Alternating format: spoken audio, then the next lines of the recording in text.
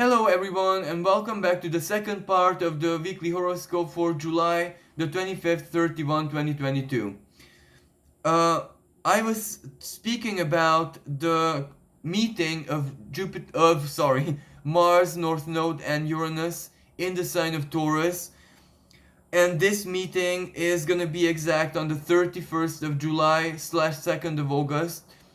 So at the very end of the week, yet still as they're coming close, it's already active. It's already ongoing. So this will be like a crescendo and this will stay with us even in the first 2 weeks of August. So what I'm gonna say right now and what I said in the first part of this video is applicable. But yes, surprises, shocks, and we can alchemize this into something, please believe me, almost miraculous, with love, with the power of love, the maturity of the heart, Leo, Mercury and Leo, opposing Saturn. Yes, the opposition might be hard, but what does it mean? Maturity. Maturity, mental maturity, Aquarius, and Aquarius, the home of Uranus. So even the higher self is mature. The higher self is involved in this. And all the governors of these signs themselves, Uranus, the modern ruler, Saturn, the ancient ruler of Aquarius, in square aspect. A weak square, but a square. Then a T-square, that means that both square, Mars and Uranus and Mercury. Uranus is lower octave squares Uranus and Mars and the North Node. But this square, Mercury is not here, Mercury is here, in the heart. Mercury wants to know the truth. And Mercury gets the truth because Mercury is not processing the truth here. Mercury is processing the truth here. So that means divine truth. That means doesn't need facts, numbers, figures, it knows. And then the Mercury's information shoots through Taurus, this is Taurus, and up to the crown. And this is Aries, and Jupiter is here. So all of these planets, and the sun is trined by Jupiter. So all of these planets as energies play out in our ethereal bodies as well. This is when it's like a Kundalini stuff. The energy will shoot up violently, Jupiter in the sign of Aries. But when I say violent, for us it's almost like a divine erotica that we might experience energetically. And don't get this the wrong way. This is us and the divine energies within us. Erotica in that sense, so no one else is involved. Our own energy overwhelms us this week. But that overwhelm is truth. That is your truth. That's why Mercury is ready for this. Why opposing Saturn? It takes in the Mercury in the sign of Leo. It's brave enough. Mercury as an energy, as an astrological expression, sometimes is the B word of the other planets. They bully him and understand this symbolically as a play that I'm doing, not really literally. But now Mercury has the guts, and everyone knows it's not guts, what I wanted to say, to face everyone. Saturn, it's face to face with Saturn, like two planets with a gunfight, the classic gentleman gunfight. They count to three and stuff. That's what Mercury is doing with Saturn, so it has the guts. But at the same time, it's also, let's say, Mars from Taurus is angering it. Like it's not allowing. If Mercury is angry enough as it is in Leo, the good type of courage, the divine sacred anger that I'm standing up for myself. What does that mean? Speaking it, accepting the truth, and making life changes, choices, decisions based on that. But Mars, this is where it's adding to it. Like overdo it. Mars is almost begging Mercury to overdo it. Because Mars is frustrated in Taurus. It's slower than it's slower than Mars wants to be. But Mars is not alone. Uranus is sheer lightning, electricity, anxiety. Uranus is making Mars even anxious. So Mars is making Uranus angrier. Then the North Node, our collective karma, finances, money, everyone's material needs, everyone's value system, self-worth, divine worth in any way, shape, and form. But then the ruler, Venus, is sextiling all of this. So what does this mean? We need it. We need it. But then Venus gets a square from Jupiter. No matter what it takes, we're ready. Like, even if our heart breaks, we're ready. So this is why this energy is so complex, because there's courage. There is a lot of fated elements when the divine is at our back, really. There is divine orchestration at play. There is our own orchestration at play. There is heartache at play. There is hard to accept truth at play. There is world change at play. There is, and I don't want to lie here, for some people, I'm not gonna do this job anymore, even if mortgage, credit to the bank, financial institutions, material situation, children to feed, but I'm still not gonna do the job. So you can imagine that this is not something, a walk in the park, and I cannot allow myself to sugarcoat this part of the expression of the energy.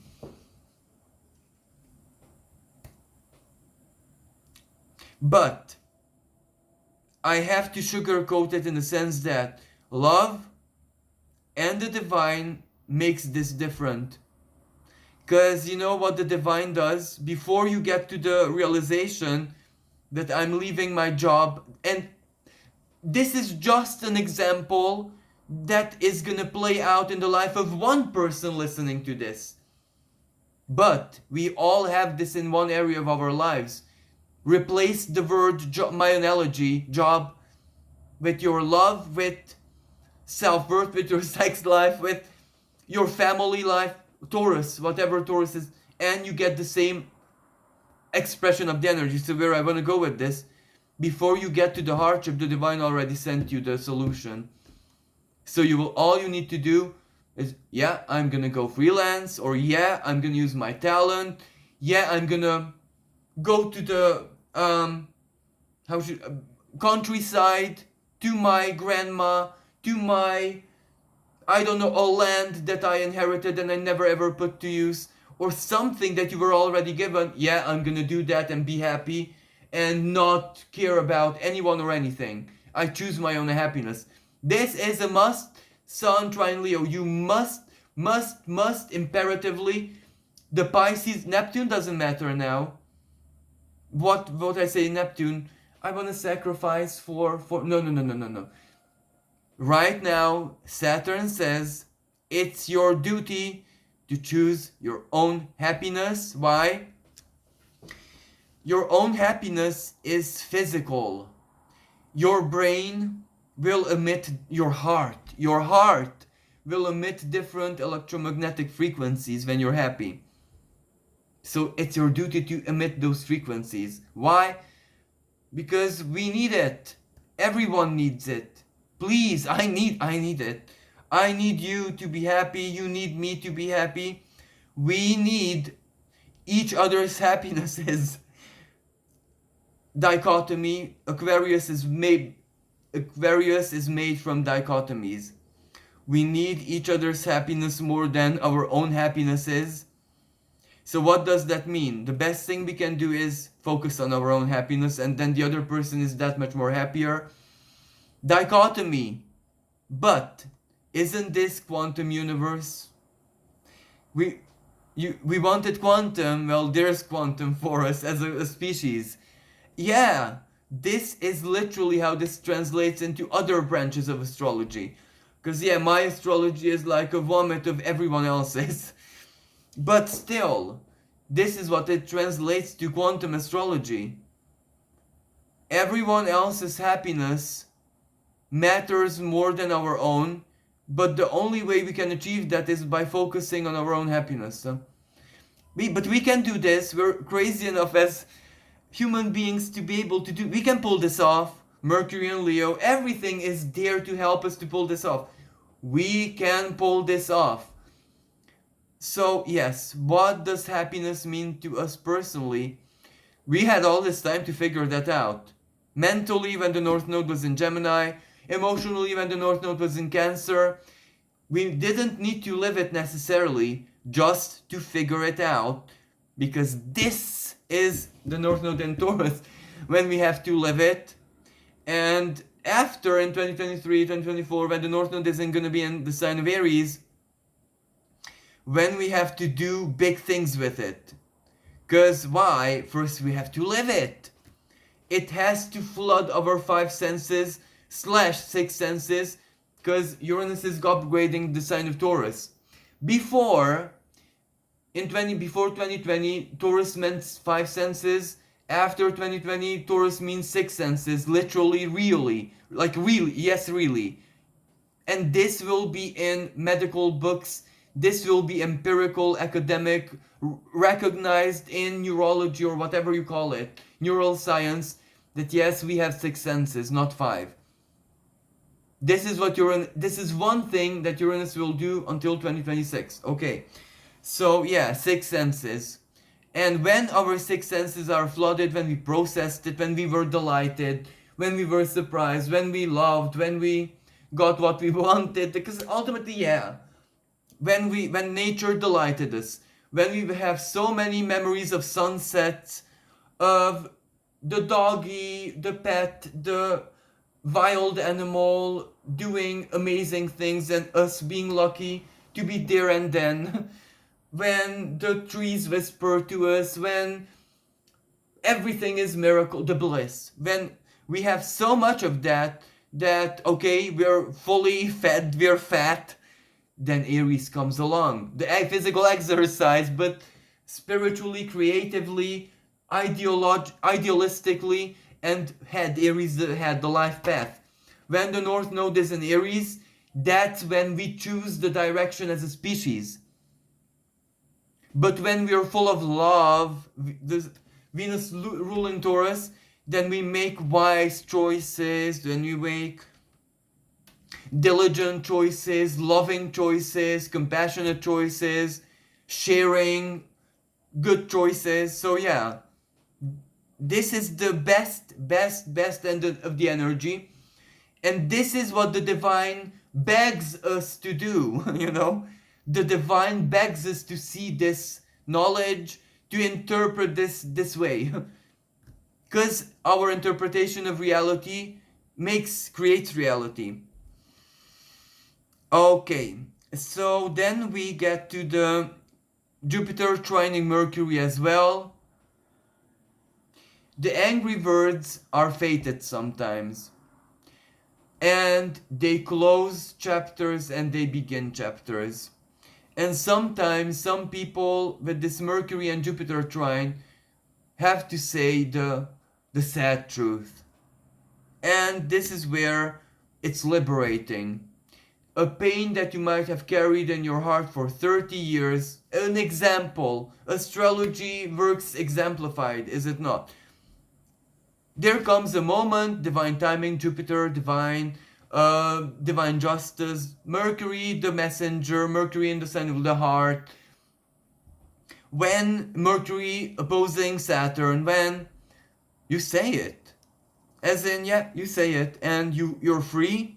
And who you say it to, it is their turn to bear the burden, especially when they provoked it. So this is where everything is fated right now. So don't try to understand more than, don't try to go below divine perspective. No need to. Just look at everything from heaven's eyes. As simple as that, and everything will make sense, everything will be as it should be. Don't hair split. Then on the 28th we have this new moon in the sign of Leo, which I spoke about. There is a separate video. So I I want to mention the more positive expressions of this energy. This is beautiful for artists, for creative people, for amateur artists being better than artists with a lot of qualifications. This is rise of new artists, new singers, new painters, new stars, new actors, new creators, new, even, digital stuff. Why not? Because the moon will, yes, no, the moon and the sun, but later, as in different timings, will oppose Saturn in the opposite sign of Aquarius. So what does that mean? Why should you not include Aquarius, the digital world, into the beauty of the divine? So for some people, this opposition, this hardship will be, for example, programmers, digital artists, those who work in the IT but are artists, simply said. How do I include the divine inspiration, the artistic talent, much more than there was ever before into the digital world? How do I make it divine? Do I say a prayer? Do I do something with my energy, with my third eye? How do I channel through the internet or IT or digital? How do you weave the divine in? How, for example, there is a friend of mine who wants to do a project. How would you make a tarot set which isn't physical at all? Is that possible? Does that work? Well, this is the best time to experiment with all of these things. Leo New Moon begs you as an artist to experiment and make this Saturn opposition, the weirdness of it, let's say. But Aquarius loves weird. You're doing the right thing then. Do the impossible. For example, a lot of people thought that sharing highly religious and sacred music, text, pictures, rituals, videos, whatever, on the internet was a bit profane, really. Well, as we got, through the 2020 whatevers, 2012, this kind of faded away. Even if it's profane, who knows? No one knows. It doesn't bother anyone. So, the internet still became sacred, like it or not. We sanctified it. Those people who kind of accepted that, okay, let the religious ceremony, the most sacred ritual even, be on the internet, who cares?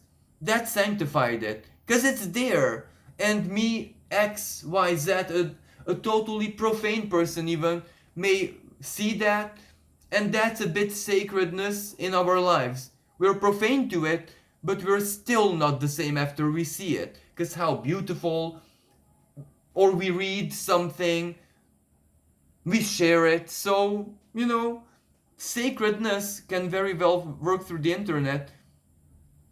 But it's your job, the programmer, to do something. Can you make the artificial intelligence more sacred? Can you make digital art, a computer game, whatever it is that you do, more sacred? Hold ritual within yourself and you're creating. Manifest it, weave your magic into it. Saturn Y ritual. As in, weave your prayer, weave something into you, from yourself into your work, a sacredness. And you will see that sacredness makes it like an egregore, if you know what I mean. If not, Google it, egregore. Your work will come to life and it will have a life of its own. It will find like clients that it wants, not you, it. Your work will have almost like an energy of its own. And of course, this is applicable for everyone. Writer, poet, musician, singer, therapist, healer, doctor, nurse. Everyone, listen, absolutely everyone. Weave sacredness into your work and see that it comes alive. Even if your work is not susceptible.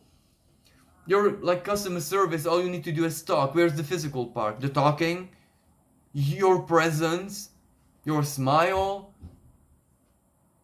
your third eye, blessing that customer in your unconscious, or saying something, and see how an angry customer in a millisecond turns into an angel. I've done that for a lot of years, and I can guarantee you that it works.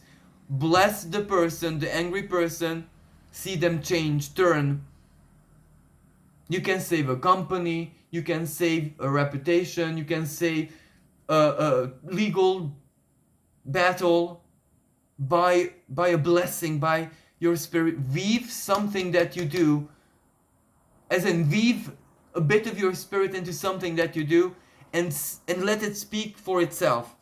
And if it doesn't work, write back to me, give me bad thumbs down, complain, do whatever it is that you want to me, complain to YouTube, because I guarantee that your magic cannot fail you if you weave love, passion, and a little bit of spirit into your work through ever Saturnian mean that you can.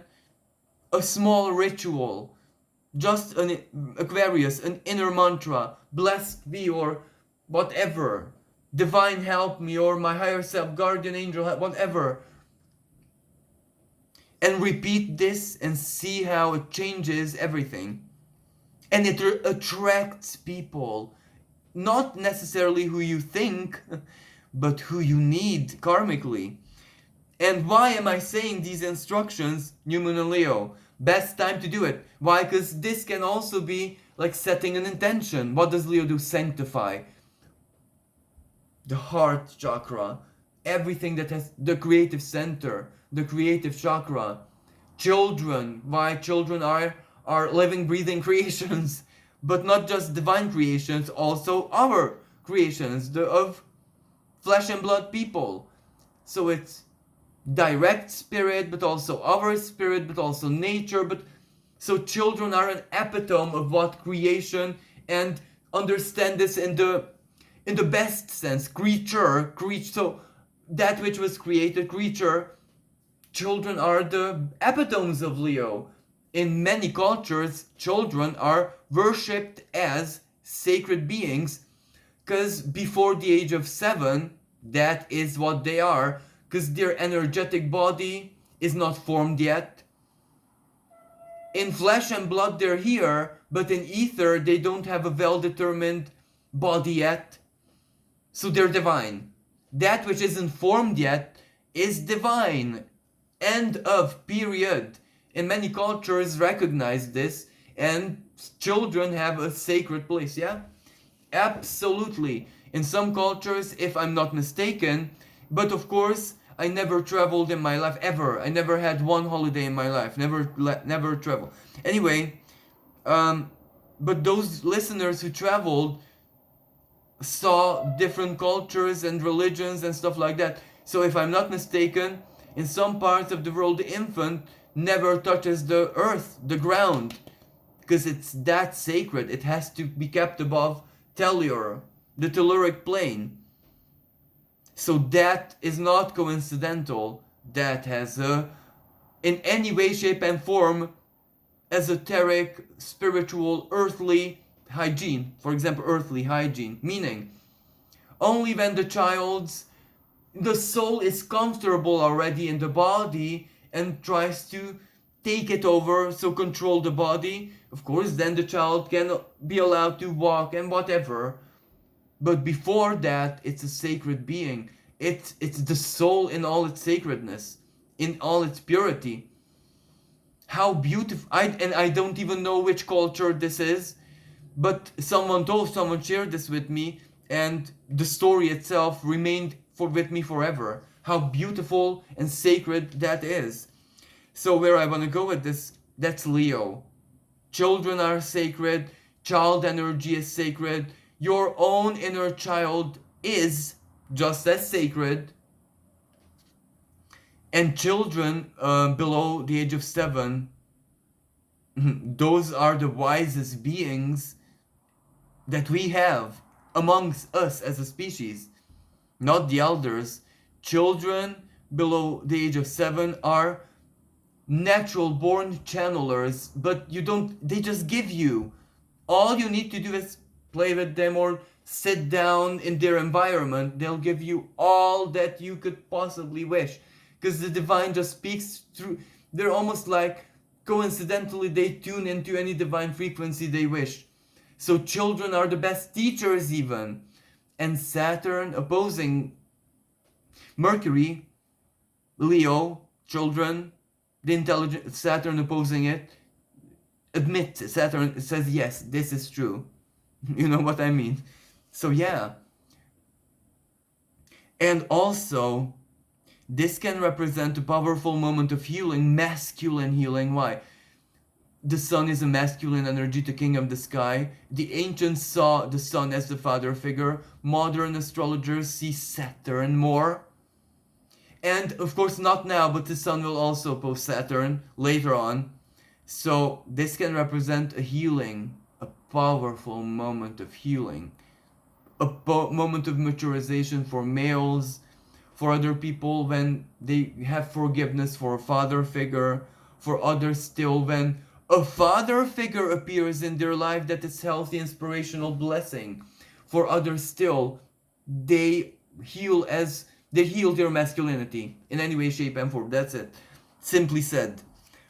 And also, where I want to go with this is that at the very, very end of the week on the 31st, we have the tight conjunction Mars-Uranus North Node.